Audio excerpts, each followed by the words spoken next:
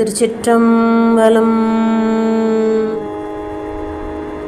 தென்னாடுடைய சிவனே போற்றி, எந்நாட்டவர்க்கும் இறைவா போற்றி. மாணிக்க வாசகர் மலரடிகள் போற்றி போற்றி. இன்றைய தினம் ஆயில்ய நட்சத்திரம். இந்த நாள்தான் நமக்கு திருவாசகம் கிடைத்த நாள். தில்லைக்கூத்தபிரான் ஒரு அந்தன வேதியராக வந்து மணிவாசகர் இருக்கக்கூடிய பர்ணசாலையிலே எழுந்தருளி அவர் சொல்ல கேட்டு திருவாசகத்தை எழுதிய நாள் என்று. நாளை மக நட்சத்திரம். எழுதிய ஓலைச்சுவடிகளை தன்னுடைய கைச்சாத்திட்டு மணிவாசகன் சொல்ல கேட்டு அழகிய திருச்சிற்றம்பலமுடையான் எழுதியது இது என்று கைச்சாத்து இட்டு தில்லை பஞ்சாக்கரப்படியிலே வைத்துவிட்டு மறைந்து விடுகின்றார். அதிகாலையில் வந்த தில்லைவாழ் அந்தணர்கள் இந்த ஓலைச்சுவடியை எடுத்து படித்து பார்த்து வியந்து அதில் இருக்கக்கூடிய கையெழுத்தை பார்த்து மணிவாசகன் சொல்ல கேட்டு திருச்சிற்றம்பலமுடையான் எழுதியது அப்படின்னா மணிவாசகர் எங்கே இருக்கார்? அப்போ பர்ணசாலையிலே இருக்கின்றார். அவரை அழைத்து வந்து இந்த திருவாசகத்துக்கு பொருள் என்ன என்று கேட்கும்போது, இந்த திருவாசகத்தின் பொருள் தில்லைக்கூத்தபிரானே என்று சொல்லி அனைவரும் காண பெருமானுடைய திருவடியை அடைகின்றார் மாணிக்கவாசகர். அதான் சாயுஜ்யம் அப்படின்னு சொல்லக்கூடிய அந்த பிறவாநிலை, பெருமானோடு இரண்டர கலக்கக்கூடிய பேரின்ப நிலை. அந்த திருவாசகம் நமக்கு கிடைத்த இந்த நல்ல நாளிலே நாம் எப்படி நமக்கு கிடைத்தது என்ற வரலாற்றை நாம் சிந்திக்க இருக்கின்றோம். தில்லையின் புறத்தே ஒரு அழகான இயற்கை சூழல் நிரம்பிய பகுதி. அதனை பித்தர்புரம் என்றும் வெகுசனம் வழங்கி வந்தது. பின்னாளில் அதுவே பிச்சாவரம் என்று ஆயிற்று. அங்கே ஒரு அழகிய குடில். அமைதி அமைதி, எங்கும் அமைதி. அங்கே இருந்த மரங்களும் கொடிகளும் செடிகளும் வண்டினங்களும் பெரிதும் மகிழ்ச்சியாக இருக்கின்றன. அக்குடிலை சுற்றி அங்கும் இங்குமாக சிலர் நடமாடுவதை காண முடிகின்றது. அவர்கள் ஒருவருக்கு ஒருவர் அதிகம் பேசிக்கொள்வதில்லை. அவரவர் வேலை உண்டு அவர் உண்டு என்று இருப்பதை காண முடிகின்றது.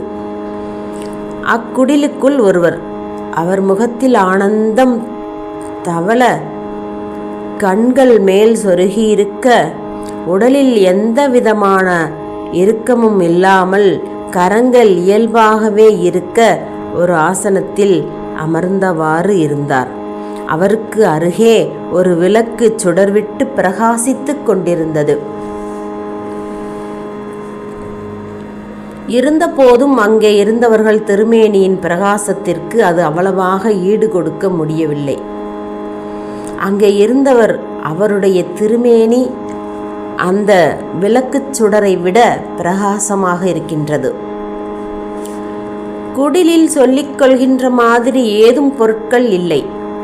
சற்று கூர்ந்து பார்த்தால் ஒரு மண்குடம், அதன் மேல் ஒரு சிறு தட்டு, அதன் மேல் கவிழ்ந்தவாறு ஒரு சிறு மண் குவளையும் தெரிகின்றது. இன்னும் கூர்ந்து கவனித்தால் அவரை சுற்றி அங்கும் இங்குமாக ஓலைச்சுவடிகள் கிடந்தன. அருகே ஒரு எழுத்தாணியும். அன்றொரு நாள் காலை வேளை அக்குடிலுக்கு ஒருவர் வந்தார். நல்ல உயரம், கட்டுமஸ்தான தேகம், கூரிய கண்கள், அகன்ற நெற்றி, நெற்றி தெரியாதவாறு வெந்நீர், சிரசில் நீண்டு விரிந்த முடி, பூன் போட்ட ஒரு நீண்ட பிரம்பு அவர் கையில் இருந்தது. வெள்ளை ஆடை, ஒன்றுக்கு மேல் 2, 3ஆக அவர் வஸ்திரங்களை அணிந்தபடி உடல் முழுவதும் மறைத்திருந்தார். ஆகையால் மார்பு மற்றும் தோல் விவரங்கள் தெரியல. ஒரு காதில் மெளிர்ந்தன குண்டலங்கள். அக்குடிலின் வெளியே இருந்தவருள் ஒருவர் வந்த புதியவரை நெருங்கி, ஐயா தாங்கள் என்று தயங்கியவாறு கேட்டார். அவர் கேட்ட தோற்றமும் தோரணையும் அவருடன் யாரையும் அவரிடம் பேச தயங்கத்தான் செய்தது. இது வாத ஊரர் குடில்தானே என்றார் அவர். ஆம் என்பதற்கு அடையாளமாக அவர் தலையை அசைக்க, சற்று தள்ளி பார்த்து கொண்டிருந்த இன்னொருவரும் அவரை நெருங்கி வந்தார். அடியேனை பித்தன் என்பார், வாத ஊரரை காண வந்தேன் என்றார். அந்த இருவரும் ஒருவரை ஒருவர் பார்த்து கொள்ள அவரே தொடர்ந்தார். வாத ஊரரையும் பித்தன் என்பார் உளர். ஆனால் எனக்கு பெயரோ பித்தன். நான் வாத ஊரோடு சிறிது பேச வந்தேன் என்றார். அவருள் ஒருவர், ஐயா அவர் யாருடனும் பேசுவதில்லை, பேசி பார்த்ததும் இல்லை என்றார். நீங்களெல்லாம் அவர் சீடர்களா என்றவுடன் அந்த இருவரும் ஒருவரை ஒருவர் பார்த்து கொண்டு, அப்படி என்னாலும் எங்களை அவர் அங்கீகரித்ததில்லை. நாங்கள் தில்லையில் வசிப்பவர்கள், இங்கே வந்து இவருக்கு பணிபுரிய காத்திருப்போம். எங்கள் பெயர்கள் கூட அவருக்கு தெரியாது, நாங்கள் யார் என்பதும் தெரியாது. இவரை புதியவர் எவரும் அணுக முடியாது, அச்சமுற்று விரைந்து அகன்று விடுவர்.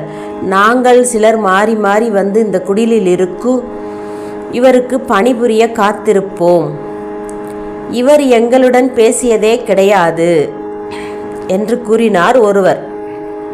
மற்றொருவர், ஆதலால் தாங்களுடன் இவர் பேசுவார் என்பதற்கு சாத்தியமில்லை என்றார். வந்தவர் புன்னகைத்தவாறே, என்னை கண்டால் பேசாது போவாரோ என்றார். உடனே அவருள் ஒருவர், தங்களை கண்டால் தானே என்றார். உடனே மற்றவர், ஐயா அவர் எப்போதும் சிவபோக நிலையில் இருக்கின்றார், எப்போது துரியம் வருவார் என்று யாருக்கும் தெரியாது.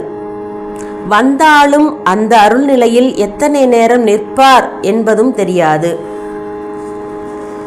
உடனே வந்தவர், அப்படி அருள் நிலையில் வந்தபோது என்ன செய்வார் என்றார். யாருக்கும் தெரியாது, நாங்கள் உள்ளே சென்றது கிடையாது.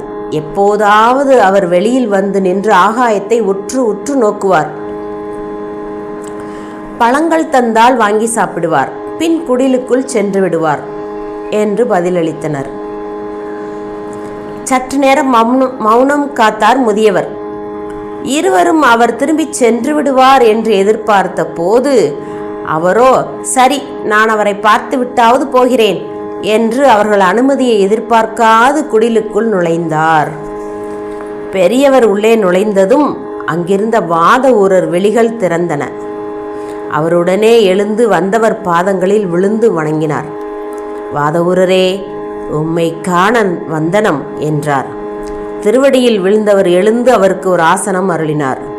வாத ஊரர் முகம் முழுவதும் இனம் புரியாத மகிழ்வு படர்ந்திருந்தது. வந்தவர், யாம் நும் பெருமை கேட்டு இங்கு சந்திக்க வந்தோம். தாங்கள் திருப்பெருந்துறை என்னும் தலத்தினின்றும் வந்தவராமே என்றார். புன்னகைத்தார் வாத ஊரர். தொடர்ந்து பெரியவர், தாங்களிடமிருந்து ஒன்று பெற்று செல்லவே வந்தோம் என மொழிந்தார். வாத ஊரர் வியப்புடன் அவரை பார்த்துவிட்டு தன் அறையை ஒரு முறை நோட்டமிட்டார். முதல் முறையாக பேசினார். தாங்கள் பெருமளவு என்னிடம் ஏதும் இல்லையே என்றார். இருப்பது தெரிந்துதானே வந்தோம். வாத ஊரரே, தாங்கள் சிவானுபவ ஆனந்தத்தில் திளைப்பது பற்றி வெளியே அன்பர்கள் கூறினார்கள். ஆயினும் அவர்கள் தாங்கள் அவ்வனுபவ நிலை நின்றும் வெளியே வரும் சாக்கிராதம் பற்றி அவர்கள் அவ்வளவாக அறிந்தாரில்லை. யாம் அறிவோம் என்றார். மாணிக்கவாசகர் வியப்பாக பார்த்தார். சாக்கிராதீதத்தில் தாங்கள் என்ன செய்வீர்கள் என்று அவர்களுக்கு தெரியாது, ஏன் தாங்களுக்குமே தெரியாது என்று கூறி நிறுத்திவிட்டு வாத ஊரரிடமிருந்து பார்வையை அகற்றி அறையில் வாத ஊரருக்கு அருகே சிதறி கிடந்த ஓலைச்சுவடிகளில் பார்வையை செலுத்தினார். வாத ஊரரும் அவர் பார்த்த இடத்தில் பார்த்தார். பெரியவர் கேட்டார், இவை யாவையாம் என்றார். வாத ஊரர் ஏதும் கூறாத போது, வாத ஊரரே, நீவீர் பெருந்துரை தொடங்கி இதுகாரும் பாடிய பாடல்கள் இவை. ஒவ்வொரு முறையும் அதீதத்திலிருந்து விலகிய போது நீவீர் அப்பாடல்களை இவ்வுலகத்தாருக்காக வரைந்தீர். அவ்வோலைச்சுவடிகள் நும் அனுபவ மொழிகள். இவற்றை இவ்வாறு தருவதற்கே நீவீர் இக்குடில் வந்தீர். யாமும் இவ்வோலைச்சுவடிகளை நும்மிடமிருந்து பெற்று இவ்வுலகத்தினருக்கு பயன்பெறுமாறு செய்வதற்கு வந்தோம். நீர் இக்குடில் நீங்கும் காலம் வெகு தூரத்தில் இல்லை. அவ்வப்போது இக்குடிலில் இவ்வேடுகளை கண்டார், இதன் பெருமையை அறிவார் என்று சொல்வதற்கில்லை. ஆதலால் இதன் பெருமை உலகத்தார் உள்ளவாறு அறியவே இவற்றை பெற்று செல்ல வந்தோம் என்றார். அவர் சொல்வதை ஆர்வமுடன் கேட்டு கொண்டிருந்த வாத ஊரர், தாங்கள் சொல்வதையெல்லாம் கேட்க வியப்பாக இருக்கின்றது. இவ்வோலைச்சுவடிகள் உமக்கே சொந்தமானவை என்று என் உள்ளம் சொல்கின்றது. அதுவும் வியப்பாகவே இருக்கின்றது என்றபடி அவரை மீண்டும் ஒரு முறை வீழ்ந்து வணங்கினார். பின் அவர் கேட்ட ஓலைச்சுவடிகளை திரட்ட சொன்னார். அப்போது மின்னல் வேகத்தில் அவருக்கு அவர் வாழ்வின் வரலாற்று சம்பவங்கள் ஒவ்வொன்றாக தோன்ற ஆரம்பித்தன. அவற்றை அசை போட்டவாறே ஓலைச்சுவடிகளை திரட்டினார் வாத ஊரர். அரசர் பணி நிமித்தமாக பின்னை குதிரை வாங்கவே போயிருக்கிறார் என்பது தெரிய வருகிறது. அதிகாரிகளுடனும் பாதுகாவல் வீரர்களுடனும் திருவாதவூரர் பயணித்து கொண்டிருந்த போது அந்த குறிப்பிட்ட இடத்தில் அவருக்கு சிந்தனை திடீரென்று தடைப்பட்டது. ஆனந்த களிப்பு எய்தியது. அவர் உயர்ந்த பதவியில் இருந்தாலும் உள்ளம் மிக உயர்ந்த இடத்தில் இருந்தது. உலகில் உயர்ந்த நிலையில் இருப்பாரெல்லாம் உள்ளம் உயர்ந்த இடத்தில் இருக்கும் என்று சொல்வதற்கில்லை. உயர்ந்த உள்ளம் என்பது உயர்ந்த செய்திகளில் தோய்ந்து இருப்பது, எப்போதும் சிவத்தின் நினைவாகவும் எப்போதும் சிவம் குருவாக வரும் என்று எதிர்பார்ப்பும் உடைய உள்ளத்தோடு இருந்த திருவாத ஊரருக்கு அந்த ஆனந்த குறிப்பு பெற்றவுடன் தம் பயணத்தை நிறுத்திவிட்டு தம்முடன் வந்தாரையும் நிறுத்திவிட்டு பக்கத்தில் இருந்த அடர்ந்த சோலையில் புகுகின்றார். சிந்தனையின் களிப்பு மிகுதிப்பட்டு கொண்டே வர ஓரிடத்தில் குருந்த மரத்தின் அடியில் ஒருவன் என்னும் ஒருவன் காண்க அமர்ந்திருந்தார். திருப்பெருந்துறையில் செழுமலர் குருந்தம் மேவிய சீர் இருந்தவாறு அவரை பார்த்ததும் ஆனந்த திகைப்பு எய்தினார். அவர் சந்தேகமின்றி சிவனே என்று தேறினார். சிவன் அவன் என தேரினன் காண்க. உடனே அவர் திருவடிகளில் கவனம் சென்றது. அவை நிலந்தோய்ந்திருந்தன. புவனியில் சேவடி தீண்டினன் காண்க. திருவாதவூர் உடல் முழுவதும் விவரிக்க இயலாத ஆனந்தம் பரவுவதை உணர்ந்தார். அப்போதுதான் அவரை உற்று நோக்கினார் ஆசிரியர். கோலமாய் எழுந்தருளியிருந்த அவர் இவரை நோக்கி வா என்று அழைக்கின்றார். அரைகூவி ஆட்கொண்டு அருளி மறையோர் கோலம் காட்டி அருளலும். அன்பு கரைபுரண்டு ஓட கதறி அழுது வீழ்கின்றார். பெருமானே பெருமானே என்று ஓலமிடுகின்றார். எது செய்வது என திகைத்து வீழ்ந்து நிலத்தில் உருள்கின்றார். உளையா அன்பு என்புருக ஓலமிட்டு அலைக்கடல் திரையின் ஆர்த்தார்த்து ஓங்கி தலைத்தெடுமாறா வீழ்ந்து புரண்டு அலறி பித்தரின் மயங்கி மத்தரின் மதித்து கடக்களிரேற்றா தடப்பெரும் மதத்தின் ஆற்றேனாக. அப்போது ஒருவராய் வந்த மறையவர் அவரை கையால் தீண்டி சாந்தப்படுத்தி திருக்கண் நோக்கம் செய்து உபதேசம் புரிந்து திருவடியை தலைமேல் சுட்டினார். இணையார் திருவடி என் தலைமேல் வைத்தலுமே, தமக்கு சிவமே குருவாக வந்தமை நினைந்து கண்களில் கண்ணீர் ஆறாக பெருக்கெடுத்து அருவியாய் பொழிந்து வெள்ளமாய் ஓட குருவையே தொழுது நின்றிருந்த அவருக்கு அப்போது ஒரு அதிசய காட்சி கிடைத்தது. தாம் கண்டு தொழுது கொண்டிருக்கின்ற அந்தணர் கோலம் பார்த்து கொண்டிருந்த போதே மறைந்து உமையொரு பாகனாக இருந்த கோலம் தோன்றியது. பரவசமானார் வாதவூரர். பின் அதுவும் மறைந்து உலகினுக்கு கருவாய் விளங்கும் பிரபஞ்ச கோலம், பின்னர் அதுவும் மாறி பிரபஞ்சம் கடந்த அருவான வெளியாய் படர்ந்த கோலம், இவ்வாறு நொடிக்குள் இவையெல்லாம் காட்டி மீண்டும் மறைவையில் அந்தணனாய் காட்சி தந்தார். இதனை திருக்கோத்தும்பி பாடல் 14 மிக தெளிவாக உணர்த்துகின்றார். இதனால் பல இடங்களில் பெருமான் தேவியோடு வந்ததாக கூறுவார். குவலைக்கண்ணி கூரன் காண்க அவளும் தானும் உடனே காண்க என்று கீர்த்தி திரு அகவலிலும் குணங்களும் குறிகளும் இல்லா குணக்கடல் கோமளத்தொடும் கூடி அணைந்து வந்து எனை ஆண்டு கொண்டு அருளிய அற்புதம் அறியேனே என்று அற்புதப்பத்திலும் மேலும் பல இடங்களிலும் குறிப்பிட்டமை நாம் நோக்க வேண்டும். குருவாக வந்தது சிவமே என்பதை தெளிந்து உணர்ந்ததற்கு இக்காட்சி வாதவூரருக்கு ஈசன் வழங்கினார் என்க. தொடர்ந்து மேலும் ஈசனின் கருணையாக ஒரு செய்தியை தெளிவாக்குகின்றார் மாணிக்கவாசகர். வாதவூரடிகளை பெருமான் ஆட்கொண்டு அருளிய அந்த நாளில் கோயில் இல்லை, கட்டிட அமைப்பு ஏதும் இல்லாமல் சோலைக்கு இடையே குருந்த மரத்தின் கீழ் திறந்த வெளியில்தான் இந்த அருள் நிகழ்வு நிகழ்ந்தது.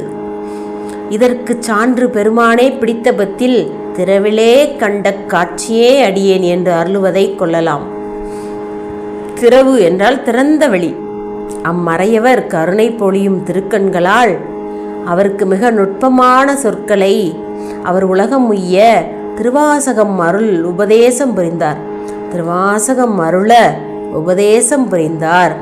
குரம்பையில் புகப்பெய்து நோக்கி நுண்ணிய நொடியன சொல் செய்து தன்னை மறந்து சிவமாய் அருள் செய்து நிற்கும் குருவை உணர்ந்து பாமாலை சுட்டுகின்றார். அதிலே தமக்கு எளிமையாக வந்த குருவை போற்றி சைவ நெறியின் நிறைவே இது என்று அருளினார். அந்த பாமாலையே இந்நாளில் போற்றி திரு அகவல் என்று பேசப்படுகின்றது. எனவே திருவாசகத்தில் முதலில் அமைகின்ற பாடல் பகுதி போற்றி திரு அகவல் என்று கருதுகின்றோம். இந்த வரலாற்று முறையிலே திருவாசகத்தை முதலில் போற்றி திரு அகவல்தான் மணிவாசக பெருமான் அருளி இருக்கின்றார் என்று நமது செந்தமிழரசு சிவக்குமார் ஐயா அவர்களுடைய அந்த வரலாற்று திருவாசகம் வரலாற்று முறை என்ற நூலிலிருந்து நாம் சிந்திக்கின்றோம். இந்த சிந்தனை தொடர்ந்து நாம் சிந்திக்க இருக்கின்றோம். வரலாற்று முறையிலே அடியார் பெருமக்கள் தொடர்ந்து இந்த வரலாற்று முறையை தெரிந்து கொள்ள வேண்டும். அதனால் தொடர்ந்து நம்மளது ஏகன் சேனலை சப்ஸ்கிரைப் செய்து வைத்து கொண்டு வருமாறு அன்போடு கேட்டுக்கொள்கின்றேன். அந்த ஞானத்திரள் ஆசிரியர் செந்தமிழரசு சிவக்குமார் ஐயா அவர்களுடைய வரலாற்று முறை திருவாசகத்திலிருந்து தான் நாம் இந்த பகுதிகளை சிந்தித்து கொண்டு வருகின்றோம்.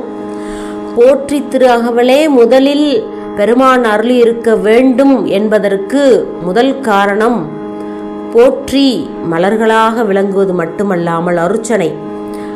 அந்த அகவல் ஈசன் தமக்கு எளியராக குருவாக வந்த ஒரு செய்தி மட்டுமே பேசுகின்றது. போற்றி திரு அகவல் 225 வரிகள். அதில் முதல் பகுதி சிவமாணிக்கவாசகருக்கு குருவாய் வந்து அருளிய அரிய நிகழ்வு ஒரு வரி முதல் 87 வரிகள் வரை பேசப்படுகின்றது. பின்னர் 88 முதல் 225 வரிகள் வரை குருவணக்கம் நிறைவில் இப்பாமாலை தாம் முதலாக குருவிற்கு அருளியது என்று குறித்தும் அதற்கு முன் அவர் பாடல் செய்தார் என்பதற்கு எந்த ஒரு ஆதாரம் இல்லை. இதனை இறைவன் ஏற்றுக்கொள்ள வேண்டும் என்றும் இதனில் பிழைப்பு வாய்ப்பொன்றறியா நாயேன் குலைத்த சொல் மாலை கொண்டு அருள் என்று கூறுவதிலிருந்து உணர்ந்து கொள்ளலாம். இவ்வாறு வேறு பகுதிகளிலும் காணப்பெறாது. இவ்வாறு வேறு எந்த பகுதியிலும் காணப்பெறாது.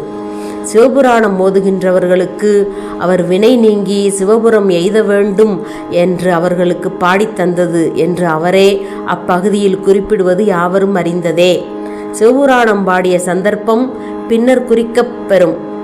இப்போது மறையவரை மீண்டும் ஆசை தீர கண்களால் பருகினார். அப்போது அவரை சுற்றி அடியவர்கள் திரண்டு நிற்பதை காண முடிந்தது. பக்தர் சூழ பராபரன் பாரில் வந்து பார்ப்பான் என, பார்ப்பான்னா குறவன் குரு. ஆனந்தமான அந்த காட்சி அவரை திக்குமுக்காடச் செய்தது. அந்த ஆனந்த வெள்ளத்தில் அவருக்கு ஏற்பட்ட அனுபவத்தை அவரே பின்னாளில் சொல்கின்றார். அருளியது அறியேன் பருகியும் மாறேன் விழுங்கியும் ஒல்லகில்லேன் செழுந்தன் பார்க்கடல் திரைபுரை வித்து உவாக்கடல் நல்லுநீர் உள்ளகம் ததும்ப வாக்கிறந்து அமுதம் மயிர்கால் தோறும் தெக்கிடச் செய்ததன் கொடியே நோன்தலை குரம்பை தோறும் நாய் உடலகத்தே குரம்பை கொண்டு இன்தேன் பாய்த்து நிரப்பிய அற்புதமான அமுதத்தாரைகள் ஏற்பு துளைதொறும் ஏற்றினன் ஒருகுவது உள்ளம் கொண்டோர் உரு செய்து ஆங்கு எனக்கு அள்ளூறு ஆக்கை அமைத்தனன். இந்த அனுபவத்தை தன்னை இழந்து தனிப்பெரும் ஆனந்த நிலைக்கு சென்றார். துரியாதீதம். அந்த நிலைக்கு திருவாதூரர் சென்று விடுகின்றார். எத்தனை நாட்கள் அப்படி இருந்தார், எத்தனை நாட்கள் சென்றது என்பது அவருக்கு தெரியாது. அதைதான் அவர் உயிருண்ணிப்பத்தில் எனை நான் என்பது அறியேன் பகலிரவாவதும் அறியேன் மனவாசகம் கடந்தான் என்னை மத்தோன் மத்தனாக்கி சினமாள் விடை உடையான் மண்ணும் திருப்பெருந்துறை உரையும் பணவன் என்னை செய்த படிர் அறியேன் பரஞ்சுடரே என்று பாடி அருளுகின்றார். மீண்டு போக நிலையிலிருந்து அடிகளார் சாக்கிரத்தில் அதீதம் வந்தபோது பெருமானை காணவில்லை. அவர் நீங்கி போய்விட்டார். திடுக்கிட்டார், திகைத்தார் வாதவூரர். ஆயினும் ஈசருடன் அன்று இருந்த அடியார் பலரும் அங்கே வீற்றிருப்பதை கண்ணுற்றார், தேறினார். பெருமானை காணாது துடித்தவருக்கு அவ்வடியார்கள் எடுத்து கூறினார்கள். பெருமான் தம்மை வாதவூரருக்காகவே விட்டு சென்றதை கூறி இனி பின்பு வந்து அழைத்து போவோம் என்று உறுதி கூறி போனார் என்று தெரிவிக்க அந்த செய்தி தமக்கும் ஆம் போலும் என்று தேறினார். சிவத்தை காணுதல் போல் அவ்வடியாரை கண்ணுற்று பணிந்தார். ஆனந்த வெள்ளம் அமைந்த சிறந்த துறையாயினபடியால் அவ்விடத்தை பெருந்துறை என்றார். அந்நாளில் அவ்விடத்தில் பெருமானை வழிபடுவதற்காக அடிகளார் ஒரு பீடம் அமைத்து அதன் மேல் நிலத்தில் பாவிய சிவத்தின் திருவடியை எழுந்தருள பண்ணி வழிபட்டு வருவாராயினர். இதனையே அடிக்குடில் என்றார் அடிகளார். அடியோம் அடிக்குடில் திரு அண்ட பகுதி, அடிக்குடில் திருவடிக்கோயில். அத்துடன் ஈசன் விட்டு சென்ற அடியாரையும் சிவன் எனவே வழிபட்டு வந்தார். இது பற்றிய குறிப்பை தில்லைப்பதிகம் திருப்பூவள்ளி விளக்கத்தில் காணலாம். இந்த நாளில் திருப்பெருந்துறை கோயில் செல்வார் இன்று பீடத்தின் மேல் அமைந்த திருவடியை மாணிக்கவாசகர் எதிரே வழிபடுமாறு அமைந்த நலத்தை காணலாம். இதையே பாண்டியன் திருக்கோயிலாக சமைத்தான். இவ்வாறு திருவடியை வழிபட்டு வரும் நாளில் பதிகங்கள் அருளுவாராயினர் மாணிக்கவாசகர். தொடர்ந்து நாம் சிந்திக்க இருக்கின்றோம். அடியார் பெருமக்கள் தொடர்ந்து வரலாற்று முறை சிந்தனையில் பங்கேற்று குருவருளும் திருவருளும் பெற்று உய்யுமாறு அன்போடு வேண்டிக் கொள்கின்றேன். திருச்சிற்றம்பலம்.